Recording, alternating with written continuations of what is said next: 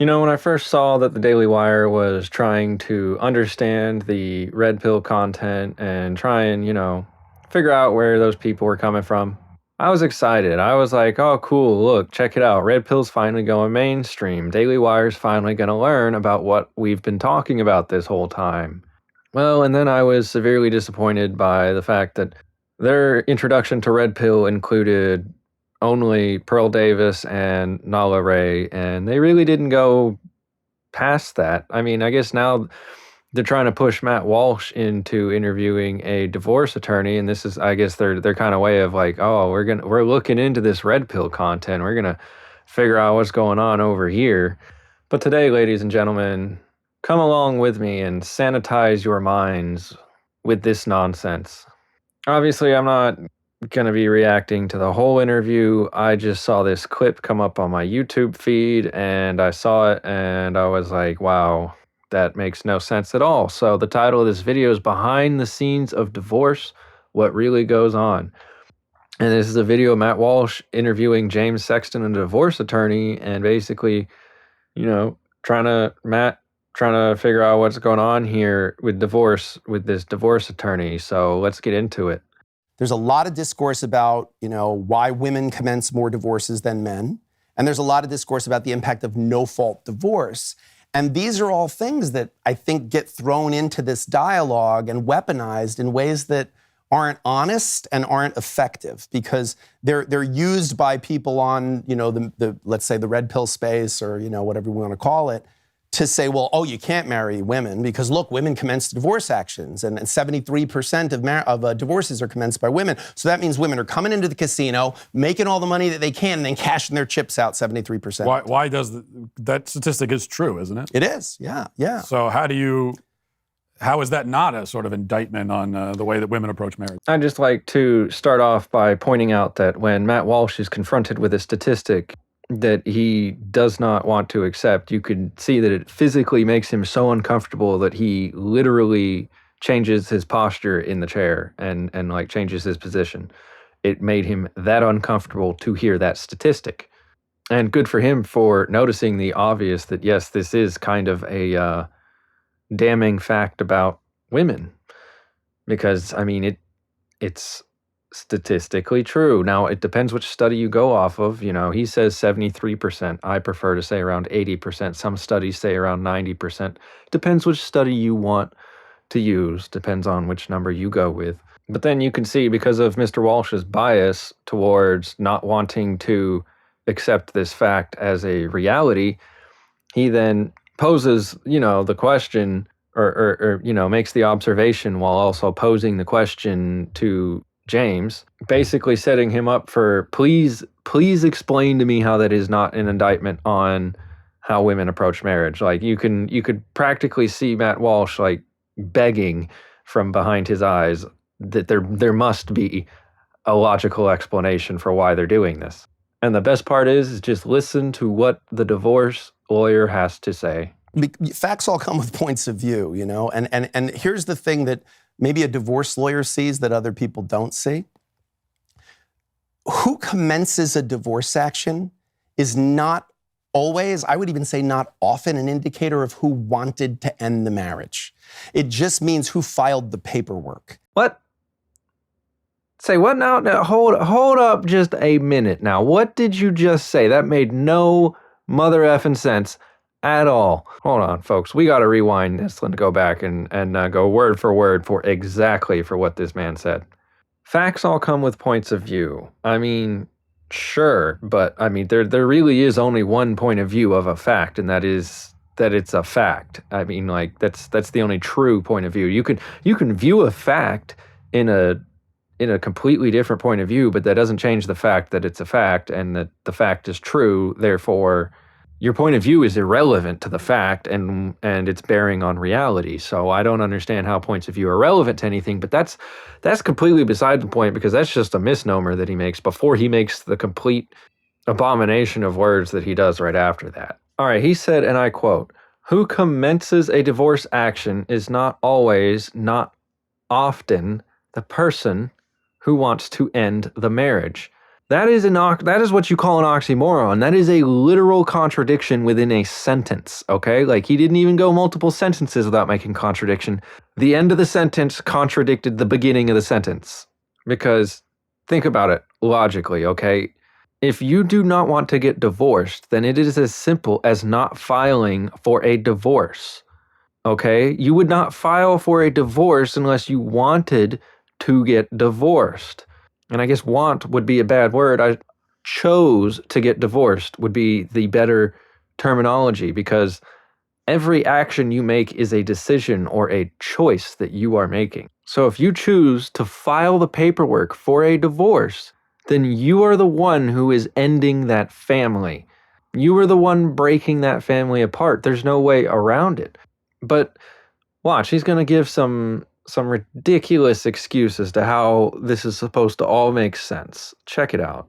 So if a woman marries a man and she realizes, hey, I've cashed out everything I can for this guy and now I want to bounce on the relationship, I'm filing a divorce action.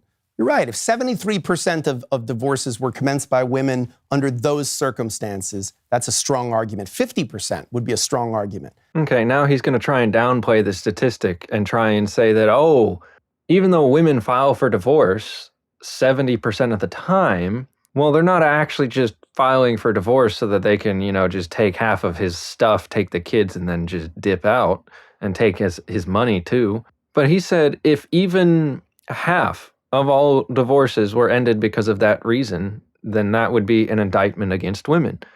Well, let's crunch the numbers, ladies and gentlemen, because the numbers are scarier than you would or I probably want to accept. But you can't argue with math. Math is math, okay? Math doesn't care what you have to think or say. Math is just math.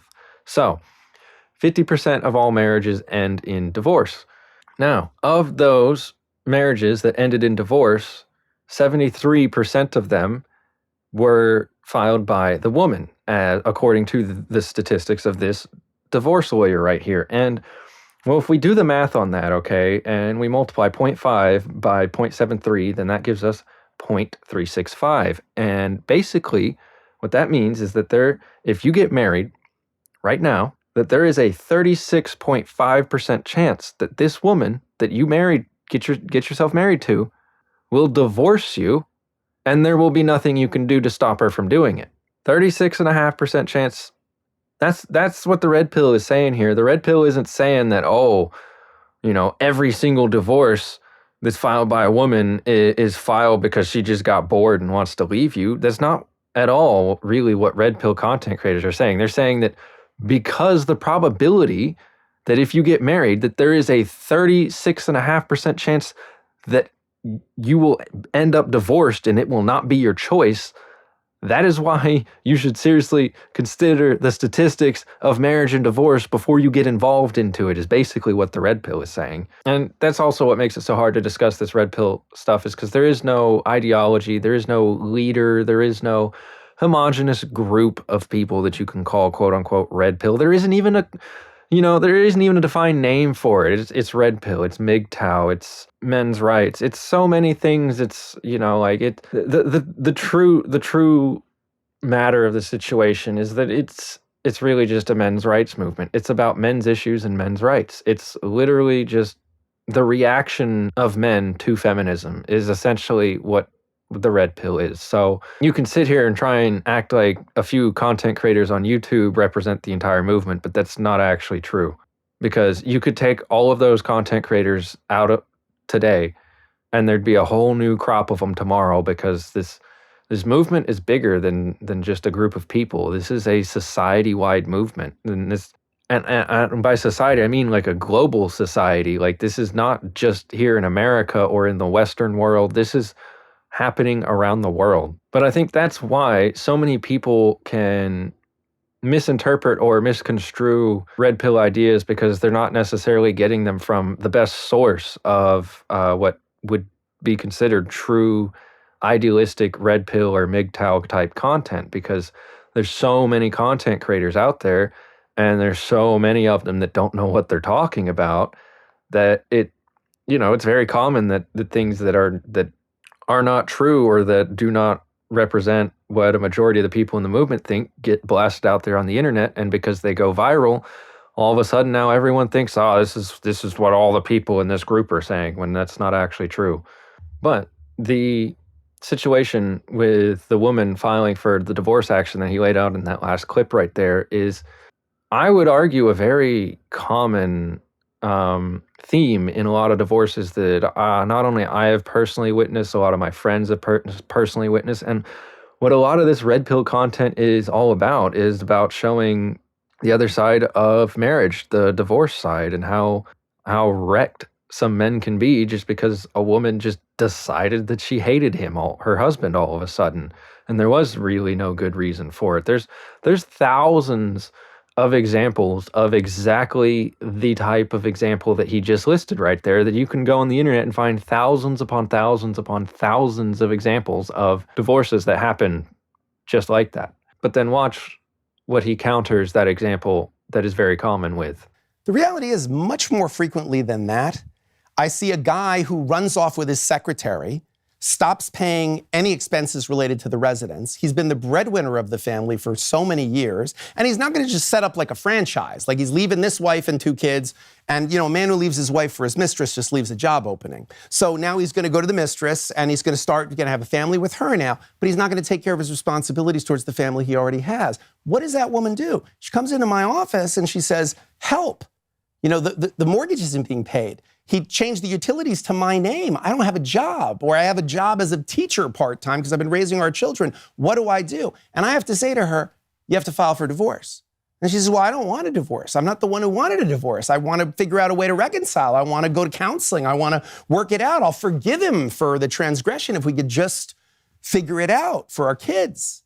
But the problem is, you can't force someone to stay married to you. You can't force someone to come back home and pay the bills unless you've filed a divorce action. Okay, so he says the reality actually is, we don't need to fear everyone, because the reality actually is that it's much more common, instead of a woman leaving a man and taking half of his stuff just because she felt like it, that's actually less common than a man who decides that he's basically just going to up and leave his wife for some random other chick, even though his wife can still sue him and take half of his stuff and the kids and so on and so forth. Well, maybe at a glance, that example doesn't, ring any alarm bells, but when you start to examine it a little closer, it starts to not make sense, and you really start to realize there's a lot of logical inconsistencies here, because let's think about this logically, okay?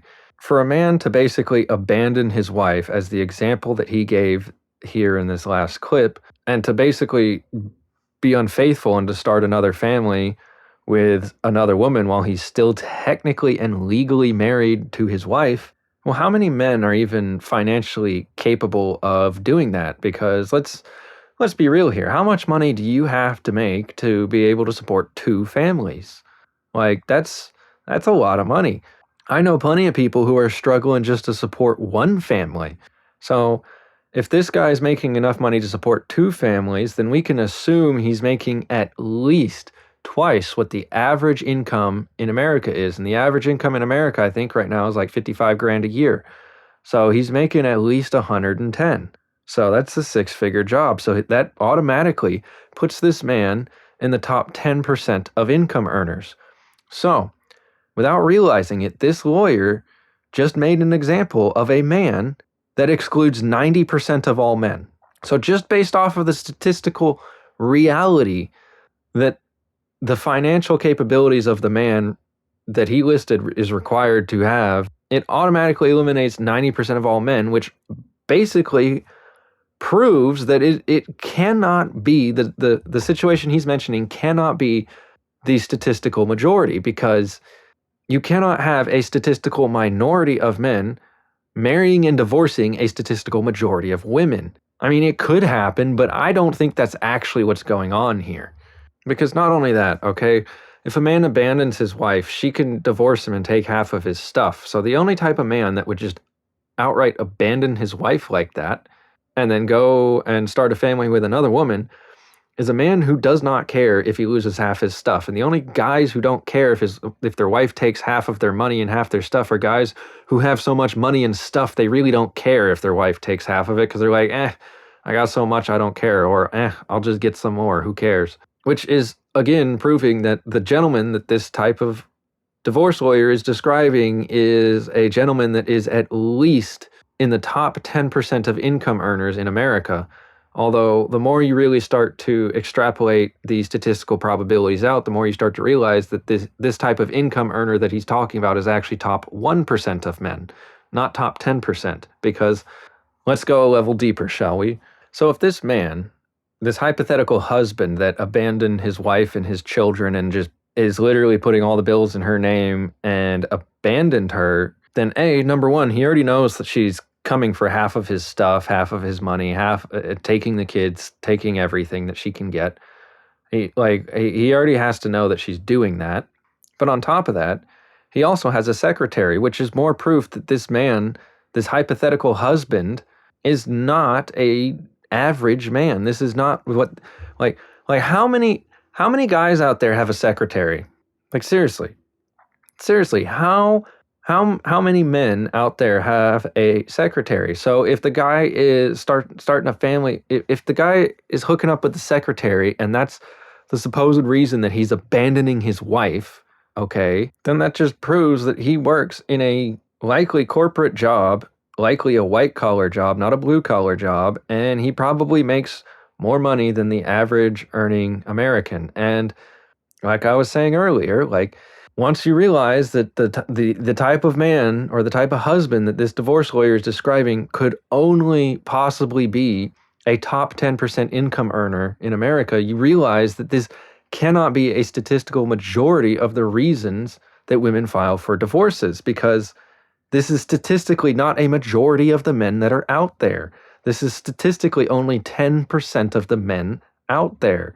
So, no, sir. No, Mr. James Sexton. None of what you're saying is making any sense at all when you actually break it down into the statistical realities of what you're talking about. Your logic does not make logic. And moving on to the last bit of the last half of that clip, where he says when a woman comes into his office and lays out the scenario like we've just been describing, where her husband has been hooking up with a secretary and started a whole family with the other secretary and completely abandoned his wife and children and put all the stuff in her name. And she goes to a divorce lawyer and says, help, I need help, I want to fix my marriage. Well, that's what I call a liar, because nobody goes to a divorce lawyer who wants to fix their marriage. A divorce lawyer cannot fix a marriage. A divorce lawyer can only end a marriage. So it's an oxymoron just saying, I went to a divorce lawyer and asked him to help me fix my marriage. Because of course, the divorce lawyer is going to tell you, you need a divorce, because that's their job. That's what they do. That's how they make their money. But this is why I'm calling the woman in this example that he's giving a complete and total liar, because no sane or rational person goes to a divorce lawyer and says, I want to work out my issues with my partner. Nobody does that is actually honest. The only people who do that go to the divorce lawyer and say that so that they can on paper write down, say, look, see, I'm trying to fix the issues, but you won't want to work with me to fix it, so now I'm divorcing you. Which it's just this is all anecdotal evidence. And I understand the whole point of bringing a divorce lawyer on was for the anecdotal evidence, but as I've just laid out with the statistics of what he's saying, anecdotally, it is not statistically average, the type of scenarios that he is describing here. Because you cannot assume that 10% of the population is the cause of 70% of the reasons for divorce. The math does not compute. 10% does not equal 36.5%. So we file divorce actions all the time for people who do not want to get divorced, but who are in a position. I can't just go to court without an action and say, Judge, can you issue an order? I have to have an underlying action, and the action is an action for divorce. So that's why that statistic is so wildly misleading. Now, again, I'm not saying that there aren't plenty of examples of women taking the advantages that the system gives to them financially or when it comes to custody and weaponizing that against men. But you cannot just look at that statistic and say, oh, that's proof that women are cashing out of marriages. We file divorce actions all the time for people who do not want to get divorced. Well, if they don't want to get divorced, then why are they filing for a divorce action? That doesn't make any logical sense at all. Do you hear the words that are coming out of your mouth and how they are literally contradicting the words that previously came out of your mouth? It doesn't make any sense. You're contradicting yourself. And that's just hilarious. He says, oh, well, that's why the statistic of 70% of all women, or 70% of all divorces are filed by women. It's so misleading because it's actually the man's fault that the woman has to file for divorce. Do you guys notice that here? Did anyone else notice that other than me? Because this is how you know this is straight up feminist propaganda that this man is just spewing. Because feminist propaganda always relies on shame, insult, guilt, need to be right.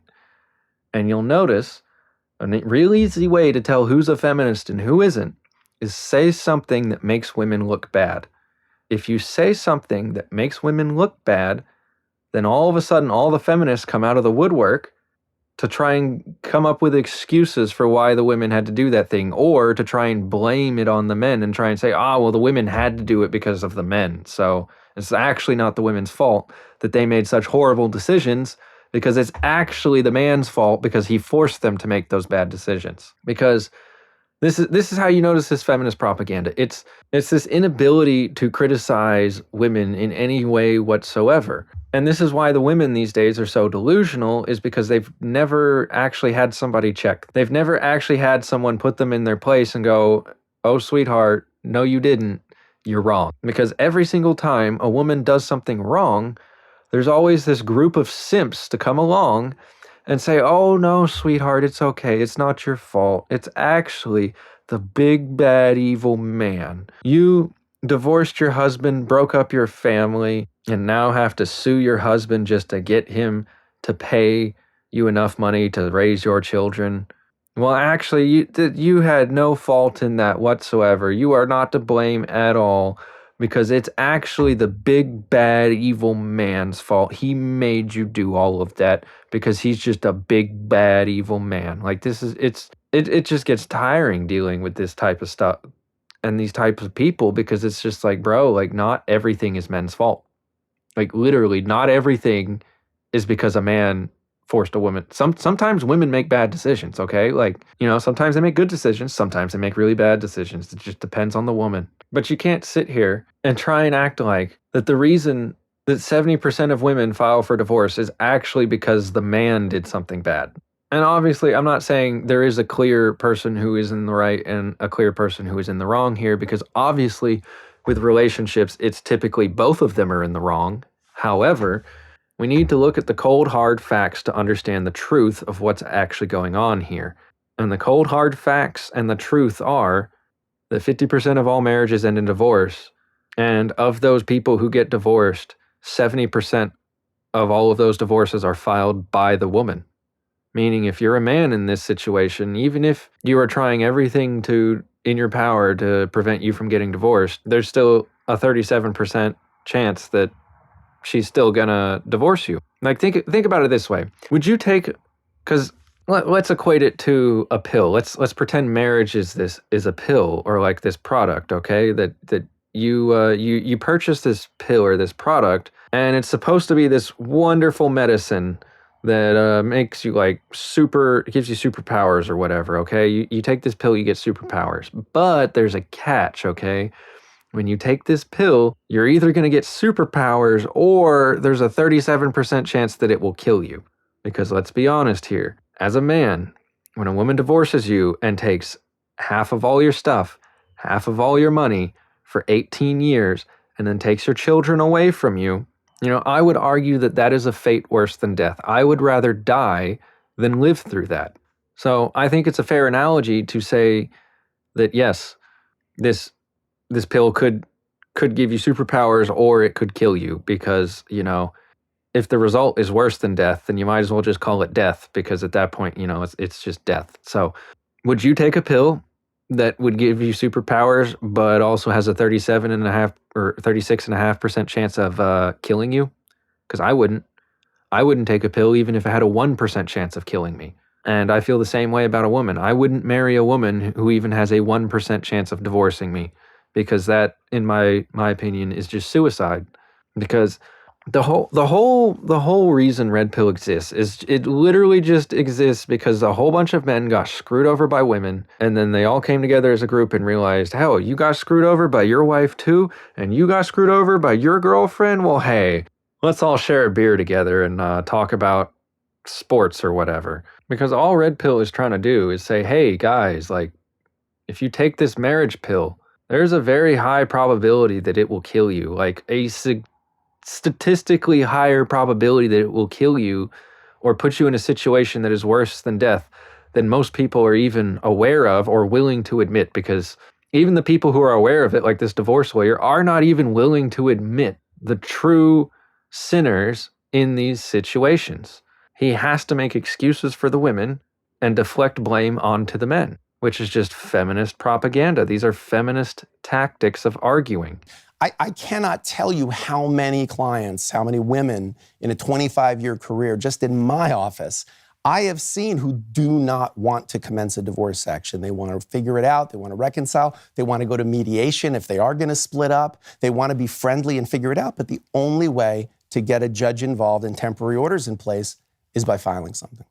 Well, Mr. Sexton, either you're the liar or these women coming into your office are the liars, because, like I mentioned earlier, if you don't want to get a divorce, then why are you in the office of a divorce lawyer? That doesn't make any sense. You should be anywhere but in the office of a divorce lawyer if you don't want to get divorced, because it's literally that simple. That's all you have to do. Don't file for a divorce and you won't get divorced. Now, understand, yes, statistically, there are a few women that are going to be in the situation that the divorce lawyer specifically mentioned right here. But let's look at the statistical probability and the statistical reality of how many women these are in a consensus of the general population of people, and how likely that is to happen to you versus how likely is it that a man is going to marry a woman who's going to divorce him, take his kids, take half his stuff, take half his money for 18 years, and then, oh, by the way, take alimony for the rest of his life or her life. Like, that ruins a man. And not only that, she can then falsely accuse him of assault or grape or whatever. Like, it's just too much of a risk for a man, especially when there's only, like, there's a 1/3 guaranteed chance of it all ending horribly, going up in flames. And there's absolutely nothing that you can do to stop it or to do anything about it, because the statistics are that the woman's divorcing you, and when a woman gets it in her mind that she's going to do something, then, you better watch out. Also, I forgot to mention this, but on the last clip before this last one that I showed y'all, he says, and I quote, "I've seen plenty of examples of women taking the advantages that the system gives them." And here, I'll play the clip up on screen. And you can see as he's saying this, he's smiling quite maniacally. It's very unsettling, the smile he has on his face. And this is kind of why I assume that this guy is more than likely a divorce attorney for women, because, I mean, not only did he say he's seen many women in there, I mean, he's literally over here like almost like elated at the fact that women have these advantages built into the legal system. And I don't know, it's just a weird, some weird psychology I noticed going on with him when he said those words, and how his body language just, lit up. And I just thought it was very, very strange how he reacted when he said those words, and that the only people who would react in the way that he did would be people who are excited about the things that he's talking about. And the things he's talking about are the advantages in the legal system that women have over men in divorce. And that's literally his specialty, his craft, his career, which is why I theorize that this guy's made a literal career off of helping women divorce their husbands. Yeah, guys, that's all I got for today. Make sure you leave a comment down below with your thoughts on this crazy divorce lawyer and what you think the Daily Wire should, who you think the Daily Wire should interview for Red Pill content instead of these crazy people. Because, like I said earlier, like Pearl, Nala, now this guy, like, come on, like at least Pearl, like somewhat, understands the Red Pill movement, unlike all the rest of these people. But whatever, guys. Let me know down in the comments what you think. Make sure you help me hack that algorithm and break through this shadow ban by leaving a like on this video. And don't forget to subscribe to this channel and follow me on Rumble. Again, I'm not saying that there aren't plenty of examples of women taking the advantages that the system gives to them financially or when it comes to custody and weaponizing that against men. Again, I'm not saying that there aren't plenty of examples of women taking the advantages that the system gives to them financially or when it comes to custody and weaponizing that against men. Again, I'm not saying that there aren't plenty of examples of women taking the advantages that the system gives to them financially or when it comes to custody and weaponizing that against men.